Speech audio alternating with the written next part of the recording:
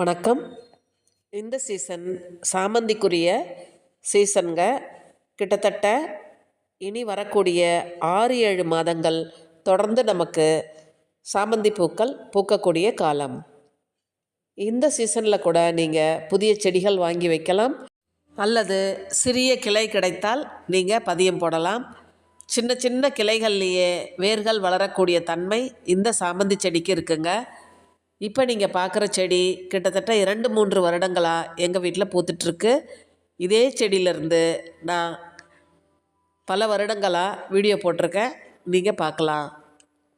இந்த நிறம் கூட எவ்வளோ அழகாக இருக்குது பாருங்கள். அடுக்காக நிறைய பூக்கள் பூக்கக்கூடிய தன்மை இந்த சிங்கிள் பெட்டல் சாமந்திக்கு இருக்குது. சாமந்தி நாற்றுக்களை வளர்க்கும் பொழுது அதிக தண்ணீர் கொடுக்காதீங்க, வேரழுகள் வந்துடும். 2 நிறமும் கலந்து பார்க்கும்போது எவ்வளோ அழகாக இருக்குது பாருங்கள். அடுத்தடுத்து நீங்கள் குறைவான தண்ணீர் கொடுத்து வளர்க்கும் பொழுது நமக்கு ஹெல்த்தியாக வளர்ந்து இப்படி அதிக பூக்களை கொடுத்துரும். அதுலேயும் இந்த வெள்ளை நிற மினியேச்சர் மாதிரி பூக்கக்கூடிய இந்த சின்ன சாமந்தி செடி ஃபுல்லாக பார்க்கும் பொழுது எவ்வளோ அழகாக இருக்குது பாருங்கள். அப்படியே கொத்து கொத்தாக கட் பண்ணி நம்ம பூஜைக்கு வைக்கலாம், தோட்டத்தில் அழகுக்காக அப்படியே விடலாம், நாம் தலைக்கும் பயன்படுத்திக்கலாம், கட்டி மாலை மாதிரி பூஜைக்கும் பயன்படுத்திக்கலாம். அவ்வளோ அழகான ஒரு நிறத்தில் சென்டரில் மஞ்சள் எவ்வளோ அழகாக இருக்குது பாருங்கள். இப்படி நிறைய பூக்கள் பூக்கணுன்னா இந்த செடியை நீங்கள் வாங்கி வளர்க்கலாம். உங்களுக்கு கிடைக்கலன்னா என்னோடய சேனலில் சேல்ஸ்க்கு இருக்குது. ஸ்க்ரீனில் தெரிகிற வாட்ஸ்அப் நம்பருக்கு மெசேஜ் பண்ணிங்கன்னா இந்த செடியை நீங்கள் வாங்கிக்கலாம். ஹெல்த்தி பிளான்ட் கிடைக்கும். அது மட்டும் இல்லைங்க, இந்த செடியை நம்ம ஈஸியாக வளர்த்துடலாம். நாம் செப்டம்பர் மாதத்தில் பிஞ்ச் பண்ணி விட்டுறணும். நான் ஏற்கனவே பல வீடியோக்கள் போட்டிருக்கேன். அப்படி பிஞ்ச் பண்ணுறதுனால, முனைகளை கிள்ளுவதுனால, கட் பண்ணுறதுனால இவ்வளோ பூக்கள் நமக்கு கிடச்சிரும்.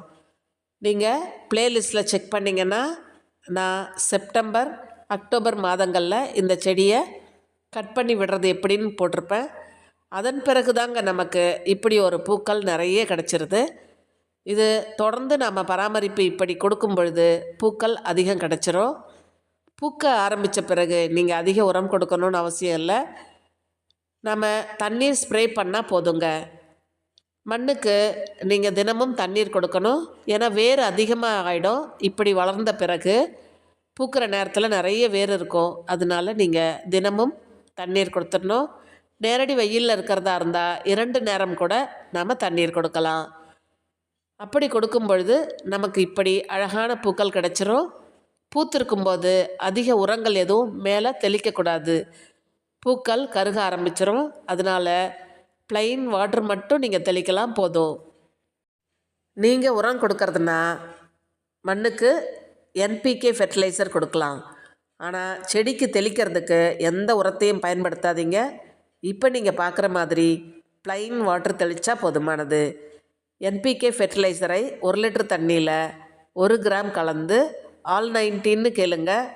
உரக்கடையில் NPK ஆல் 19ன்னு கேளுங்க, கொடுப்பாங்க. பிங்க் கலரில் இருக்கும். அதை 1 கிராம் 1 லிட்டர் தண்ணியில் கலந்து நீங்கள் மண்ணுக்கு மட்டும் கொடுங்க. செடிக்கு மேலே இப்படி ப்ளைன் வாட்டர் தெளித்து விடுங்க, அதுவே போதுமானது. ஒரு நல்ல ஒரு ரிசல்ட்டு உங்களுக்கு கிடைக்கும். இப்படி நம்ம தோட்டத்தில் அதிக பூக்களை பார்க்குறது மிகவும் சந்தோஷமாக இருக்கும். இன்னும் பல நிறங்கள் இருக்குது, பூக்கட்டும். உங்களுக்கு வீடியோ கொடுக்குறேன். தொடர்ந்து என்னுடைய வீடியோவை பார்த்து ஆதரவு கொடுப்பதற்கு உங்கள் அனைவருக்கும் நன்றி. இந்த பச்சை சாமந்தியும் மொட்டுக்கள் வச்சுருக்கு, பூக்கட்டும். நான் வீடியோ கொடுக்குறேங்க.